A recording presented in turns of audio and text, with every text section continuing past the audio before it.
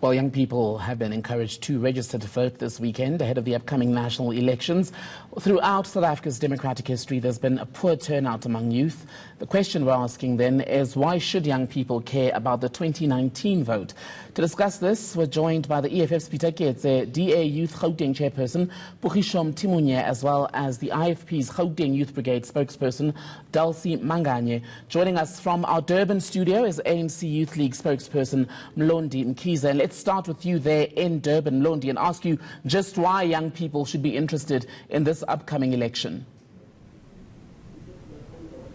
I think young people should register to vote in order to be able to partake in a process that shapes and determines the government of the day.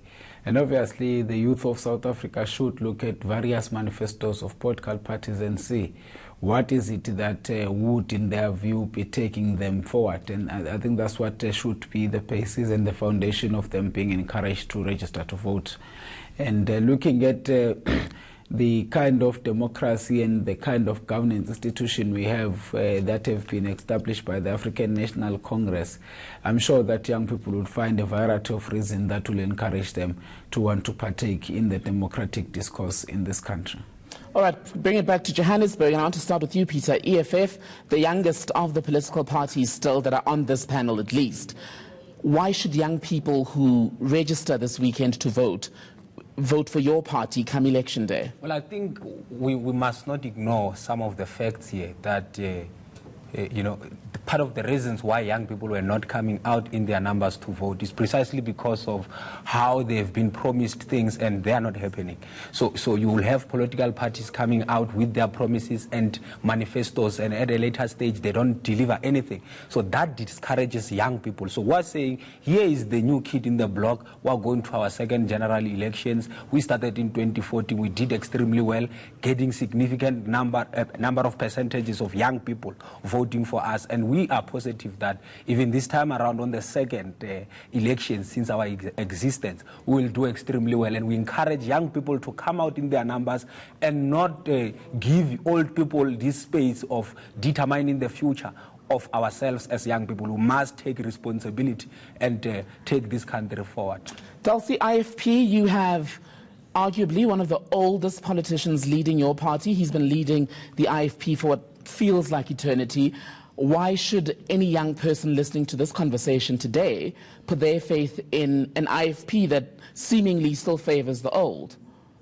I don't know what you mean by saying that the IFP still favors the old. Prince Mangosuthu Buthelezi was elected by the card-carrying members of the IFP, and particularly youth. The card-carrying members of the IFP consist of the majority of young people. And we, as the young people of the IFP Youth Brigade, still believe that Prince Mangosuthu Buthelezi can lead us. And there are a lot of young people who are still joining the IFP with the hope that one day the IFP will lead. And Prince Mangosuthu Buthelezi is still fit to lead us into the 2019 elections. If I'm hearing you correctly, what you're saying is, at the moment, there is no young leader who could give your party the leadership that a Prince Mangosuthu Buthelezi who's almost 90 has. Is that what you're saying? An executive consists of more than one person. We've got the NEC of the IFP Youth Brigade, which consists of Mkhuleko Hlengwa. I'm sure you've heard of him, you've spoken to him before. We have strong young people who are leading with the Prince. As in Zulu, I'm not Zulu, but I'm going to refer to the saying that says, Indlela ibuzwa kwabaphambilini. After all, we are not going to a beauty contest. Yeah. All right, not a beauty contest. Bukisho, let me bring you in here. How is the DA going to win the vote? Not nationally, but at a youth level? How are you going to become attractive at a time when, yes, you've been the official opposition for years, but you've now got an EFF that some say, has come into an area where they've been able to take control, if you will, or represent a voice, especially among young black youth, that hadn't been represented in the past?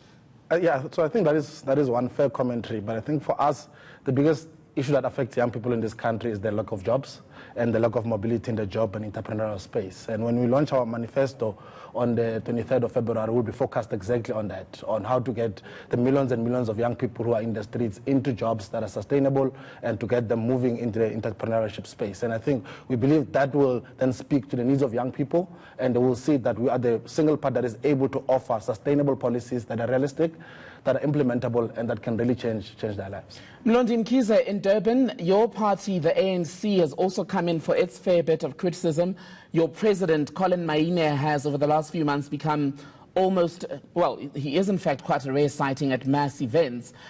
What are you doing as the ANC Youth League now to remain or at least become relevant in some parts? Well, the ANC Youth League as an organization carries out a variety of programs. At the moment, we are focused on encouraging young people to partake in these general elections that are forthcoming. What has the ANC Youth League been doing over its tenure of office has been something that has been given as a mandate at Congress. Part of the things that under that leadership of Colin Maine, as you correctly referred to him, is you would have had free education as things that have been influenced and being mobilized for by the Youth League. You would have had the scrapping of a requirement of experience at entry-level post. You would have had a discussion of land in South Africa that internally in the ANC, it would have not taken the manner and the shape it is taking if it wasn't for the African National Congress Youth League in its Congress. And I'm sure if we look at things that are being done at the moment, you would know that in different parts of South Africa, the ANC Youth League is mobilizing and encouraging people to register. We started by going to high schools where we are identifying people that are about to register or that will be eligible. We then went to different universities where people have requested that we even bring them membership forms. They come from different parts of South Africa, where some of them would have not been able to join the Youth League for various of reasons. So I think from where we're sitting, the ANC Youth League is actually doing what would encourage young people to make sure, to ensure that they partake in the general elections. I want to pick up on something you've said there. Mlondi, Peter claims the expropriation of land without compensation and the progress that's been made there as an ANC Youth League thing. But when you listen to an EFF presser, you guys are laying claim to that. So whose victory is it? Well, I think viewers and yourself, you'll be the judge. I mean, they have been in the block for quite some time. But I'm asking you, whose victory is it, according to you? It is our victory. We claim it, and we know we have been influencing the expropriation of land without compensation. We have dominated the conversations happening in the communities, all those community meetings. We have been dominating them as the EFF, besides the policy position, but just speaking to ordinary masses of our people and ensuring that they understand the significance of retaining the land to its indigenous owners. Dulcie, it's perhaps not received enough attention, but what is the IFP's position on land expropriation without compensation? As you know that the IFP is not the newcomers in service delivery. I will speak of Ingonyama Trust that was established by the president of the IFP, or Prince Mangosuthu Buthelezi. The Ingonyama Trust has Ingonyama Trust yo musi ichi introduciwa yoba iko introduciwa batho batho KZN particularly one because IFP then yoba inamanda musi ichi introduciwa yo introduciwa uri ifwe manda cause traditional leaders is ikona obana say or wita meaninga land and that process yoba ikochimbela zwabudi all along re arali ushitwa utea uri hube na amendment ka Ingonyama Trust an amendment in such a way that is still going to benefit the people of South Africa.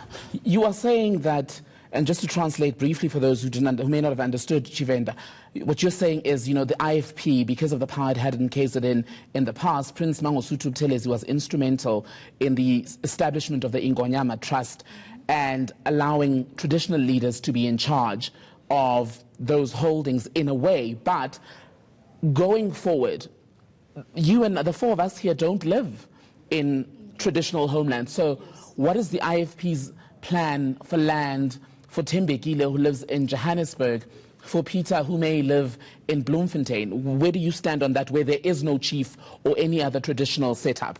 Okay. I myself, I do not stay in KZN. I made a reference to Ingonyama Trust because I know that we have been speaking about it, how it should be how the ruling party wanted to disband it. Hence, I made reference to it. The IFP Youth Brigade believes in land with compensation, land expropriation with compensation. So we should pay for land? Yes. And Pugisho, you as the DA would then agree with the IFP on this one, that there should be compensation for land that is redistributed? Yeah, but that hasn't worked, so why should we stick with that? Okay, so let me give a simple view of the DA's view on land reform.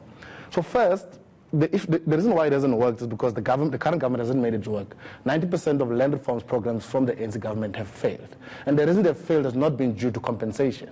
It has been due to lack of the right support programs and the right skills of the people that are required. So we are now solving a problem that does not exist. We are solving a compensation problem, where the problem is not compensation or lack of compensation, but the problem is the issue of how do you then skill people who take over the land to manage the overall farming, for example, not just I can farm, but I can manage an entire farming program. In the Western Cape, where we've invested a lot in land reform, 60% of our land reform projects succeed. And that is because when you give a land reform program, it comes with the right support package, right access to market, and all of those things. What we see in South Africa is what is a classical red herring when you see a government that's starting to fail, starting to look at emotive issues to start to bring attention away from their own failures. And this is the same thing we saw when Mugabe was starting to fail, was this type of program that initiated a collapse of the Zimbabwean economy, a collapse of Venezuelan economy, and all economies where this program has ever been set up have failed. There's no economy that has succeeded. Okay, let me come in here. Yeah. Are you not being overly dramatic by citing the Venezuela and Zimbabwe examples? Because in Zimbabwe, for example, that wasn't necessarily a formal program. What we saw there were people running onto farm holdings and seizing them. But what the ANC and the EFF are saying, as far as I understand it, is it would be a formalized process. And as Cyril Ramaphosa, the president, has said, it would be done within the law. And furthermore, as the DA, the view is that your policies on land are generally anti-black and anti-poor. So to be very clear, to oppose expropriation without compensation is not to oppose land reform. We support land reform. In our manifesto, we say that we will undertake the biggest land reform program in the country.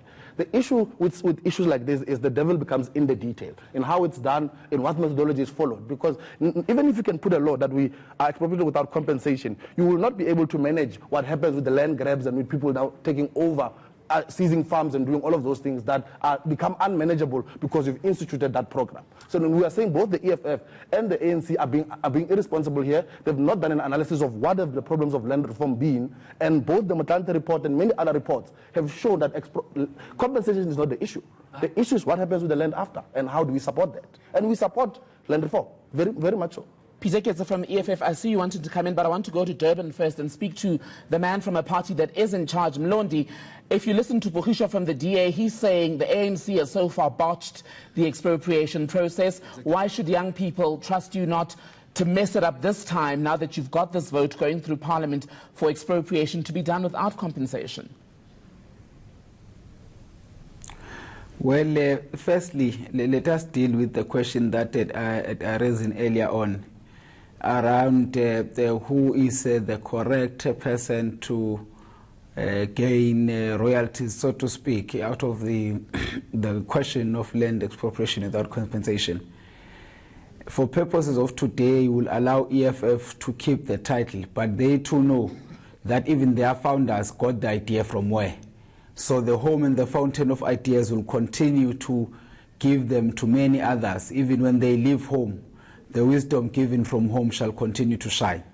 Responding to the question, what is it that people think that the African National Congress is going to mess the land expropriation without compensation? The ANC, first and foremost, took a decision that is quite clear in its Congress. We have got to deal with the land question and make sure that you do not affect the economy and the productivity surrounding the land question. That is done by the African National Congress out of its own conference, out of an observation of a project that would have occurred in Zimbabwe, where at the execution of a correct program, food security became an issue.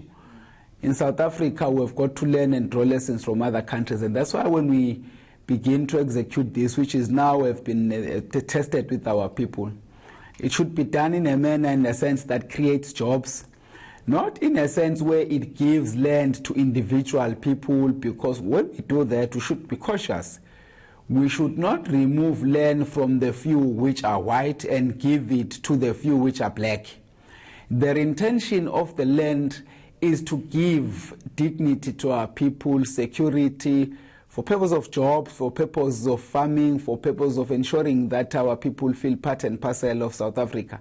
And I'm sure that the land, as many would hear them speaking, particularly in the white settlers, so to speak, would tell you now and again that the land and the pieces of land they have give them some form of peace and comfort. It is precisely that question that we ought to deal with when we deal with land expropriation without compensation. Okay. That comfort should be translated to the majority of our people and to its totality. Okay, Mlondi, I want to come in here, not to cut you off, but we're almost out of time, so I want us to move through as many issues as possible. And Peter Pketsa from the EFF, you were rearing to go there, but when you listen to the likes of the DA, Bukisho's party, and some of the think tanks, they say if land expropriation were to be done the EFF way, it would essentially send our economy down the drain.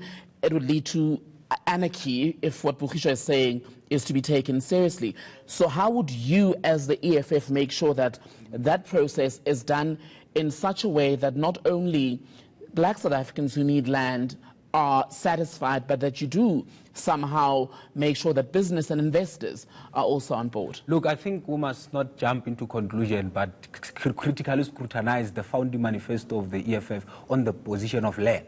What's saying the state will be the custodian of the land. The state will have total ownership of the land, and it will then decide. People will have to go and lease. The state will lease the land to people. Any company that seeks to, build factories, manufacturing companies, and all that, the state will be able to lease that particular land. There's no individual who's going to be given acres of land without him doing anything about that land. Okay.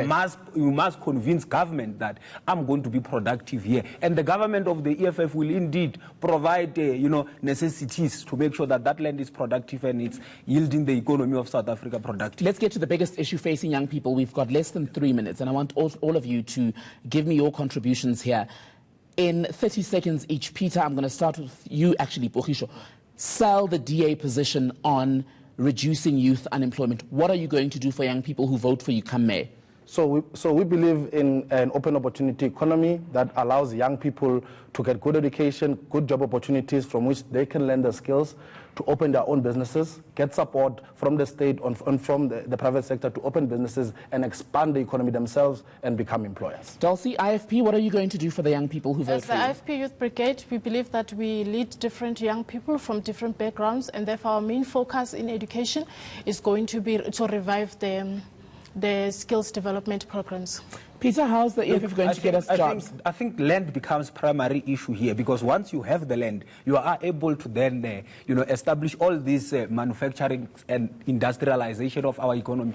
Not forgetting that the textile industry, we are going to be able to create our own uniforms, do our own things as South Africans. We must stop this thing of importing stuff that are unnecessary, to a point where even the commander-in-chief of the EFF usually say, we are importing even a toothpick. Why can't we do our own things? That's where employment will come from. And that's what the EFF is going to be providing in 5 years, not a plan of 30 years, because we are going to be in government and showcase our potential in 5 years. Mlondi Mkhize, ANC Youth League in Durban. So if you listen to Peter, he believes the EFF will be able to fight the joblessness of young people in this country in a 5-year period. You've had well over 25 years. 27% of the population in this country is still unemployed. So what are you going to do differently this time? The African National Congress should invest in education, accessibility of that education, improving the skills of our people.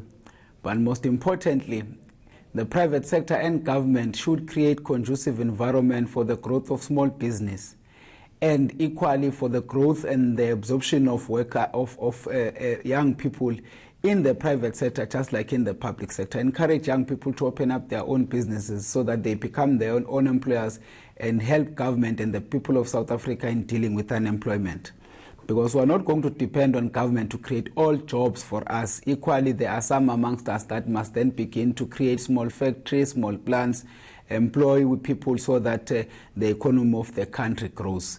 I think that the land will equally play a critical role in ensuring that we deal with the high rate of unemployment that affects young people in particular. All right. But however, this must be said that young people must be encouraged to go to school and learn before they go outside and join the labor market.